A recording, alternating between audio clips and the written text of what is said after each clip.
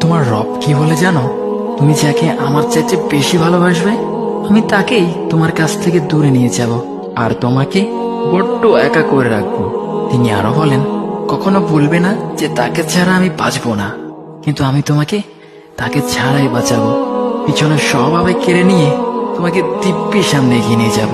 তুমি কি দেখো নি, ঋতুরাও যে 2 মাস পর পর বদলাতে থাকে, ছায়া দেয়া গাছের পাতাও তো শুকিয়ে যায়, আর যখন সবর হারিয়ে ফেলে তখন ঝরে পড়ে।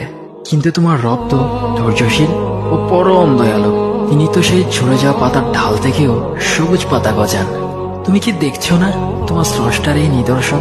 যে মানুষটাকে তুমি নিজের জীবনের চাইতেও বেশি ভালোবাসতে, সেই মানুষটাও একদিন অচেনা হয়ে যায়, তোমার মন ভেঙে যায়, এমনকি বন্ধু শত্রুতে পরিণত হয়, আর খানিক সময় পর শত্রু বন্ধুতে পরিণত হয়। যে মানুষটাকে তুমি নিজের জীবনের অংশ ভাবতে, সে মানুষটাও প্রতারণা করে। বুঝি না, এত কিছু হওয়ার পরেও তুমি তোমার রবকে বাদ দিয়ে সেই মানুষগুলোর উপরই ভরসা করো, যারা তোমাকে প্রতিনিয়ত কষ্ট দিয়েছে।